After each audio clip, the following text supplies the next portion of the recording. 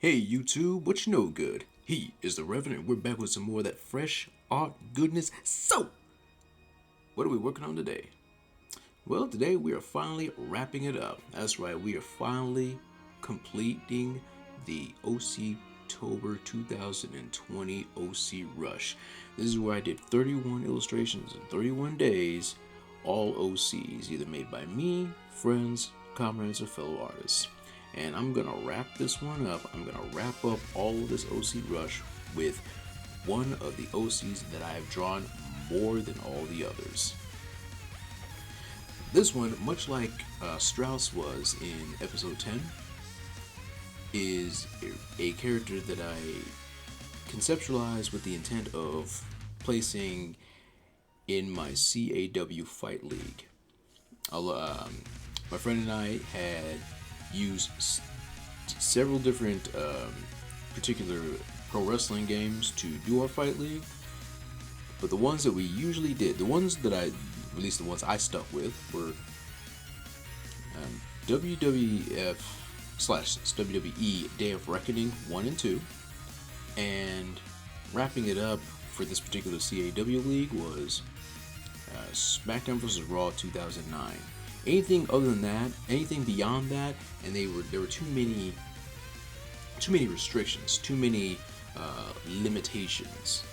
And one of the limitations that I just could not stand, because I'm all for equal rights and true gender equality. Hey Cosma, how you doing?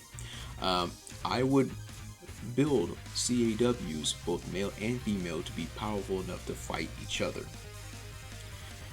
Can't really do that in a lot of these modern day pro wrestling games.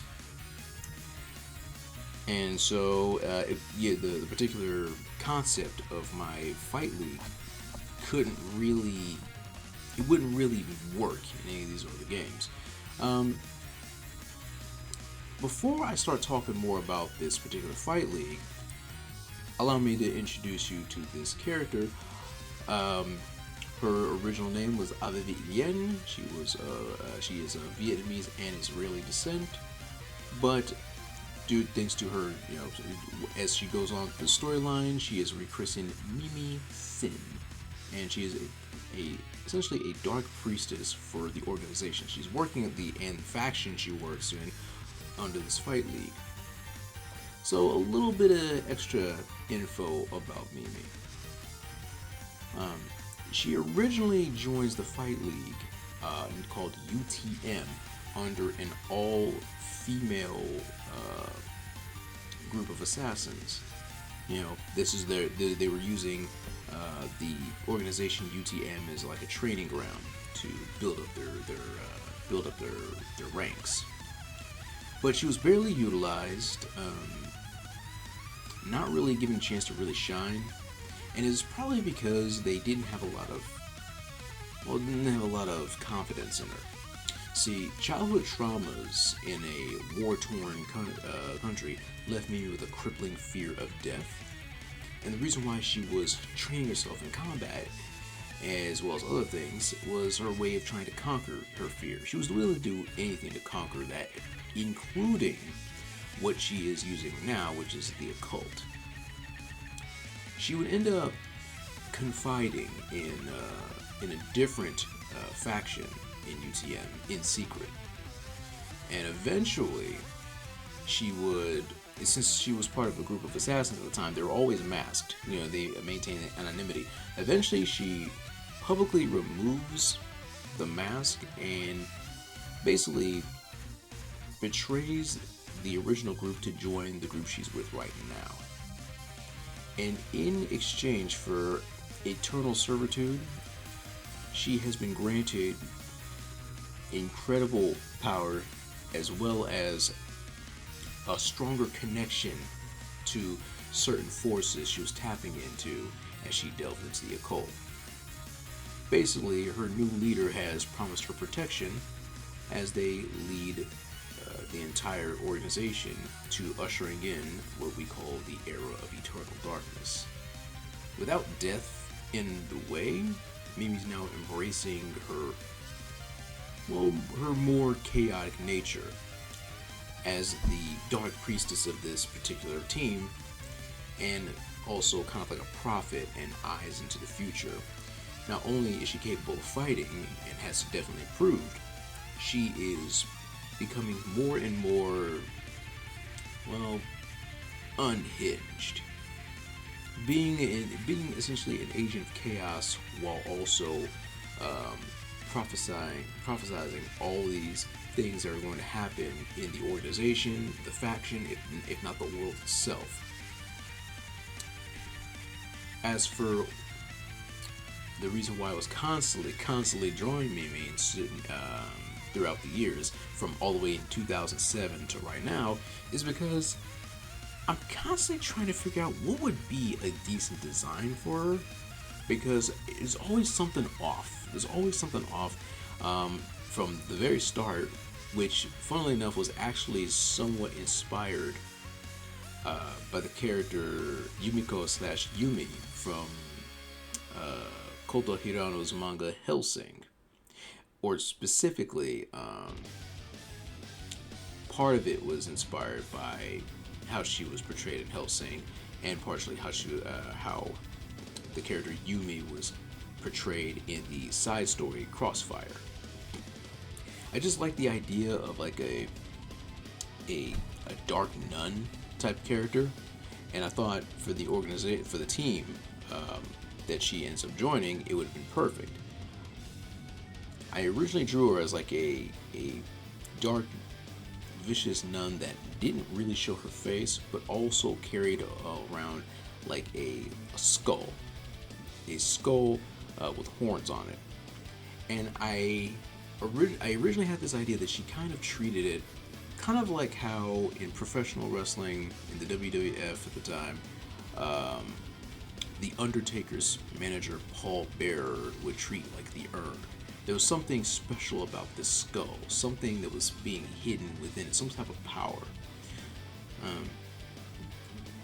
There was eventually I decided that the whole idea of having her hair constantly covering her face, almost like an onryo or something, wasn't really fitting, and I started trying to make a cleaner, more efficient design while I was building up my CAWs, if only to make it easier to draw her later on. Eventually, I came up with this variation of like a nun habit, making her more like a battle nun. I still had this idea that she would be like a nun. Eventually, I just kind of modified it so she's just like a more of like a shadow priestess, almost with the kind of sinister flair you would see from like classic Shang Tsung from Mortal Kombat, from like Mortal Kombat 3 to like Deadly Alliance. And even then, I started using Mimi as my personal like go-to for certain things, similar to how in the episode where I talked about Tena's Oni character with the glasses, how I just like drawing her. Same applies to Mimi. I really like drawing her, if only because I'm trying to finalize her character design, like the main aspect of her character design, like the way the face looks, the way the eyes are shaped, the way the hair flows, which has always been the biggest issue, honestly. But also, I like trying out, like designing new outfits, and I usually put them on Mimi, especially stylized clothes, goth outfits, just priest outfits, stuff like that. She's usually my go-to when I'm trying to come up with it. If there's a new outfit, or if there's someone with a draw your OC in this challenge, she's the one I'm most likely gonna try putting the outfit on. So far it's been working. Like she's been able to pull off almost any look, I'd argue. But yeah, when it comes right down to it, I still have yet to properly finalize her, but I'm working on it right now. And that's partly for two big reasons. One reason is because I'm actually working on a 3D model for her right now in one of her outfits. And man, that hair is a headache and a half to model. And UV unwrapping that is going to be another one right there. And two, when I'm not working on the story for UTM, I want to use Mimi as almost like a mascot or a recurring character for this particular channel.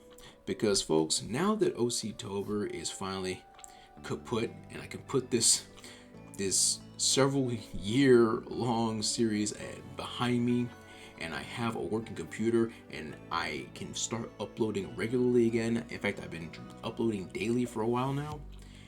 I would like to start getting back, not only just getting back into things, I'm just going to go ahead and announce it right now. There's going to be a little bit of revamping going on. A little bit of change here and there. I'm going to start doing I plan to do some extra stuff. I might be jinxing it, but I'm going to say it anyway.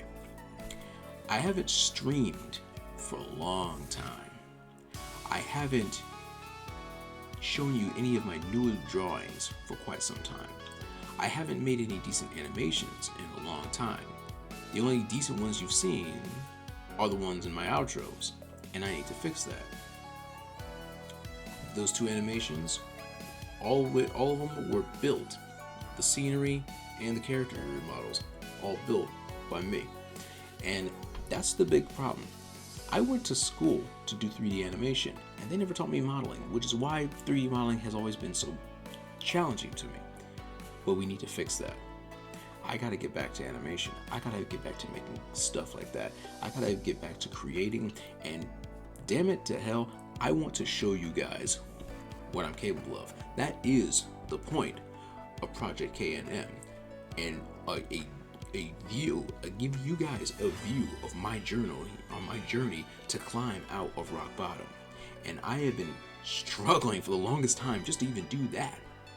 I haven't been able to upload videos, I have been still doing stuff. I have been illustrating, I have been taking commissions, I have been practicing animation, I've been taking online courses, but you haven't seen any of it because I couldn't upload it because my computer just kept crashing on me, overheating. But that's done, that's over with, that's kaput, and it's about time you saw what I've been doing since I've been gone. And furthermore, it's time to get back to doing what I haven't been able to do for the longest time. There's a lot of ideas I have. I still got my plans, I still got my goals, and I'm still not gonna let these rocks weigh me down. I don't know how long it's gonna take me to get out of rock bottom, but I'm still climbing, I'm still not quitting, and I got a lot more to show you guys. So until we meet again, thanks for watching. Take it easy. Memento mori. Kill the feed.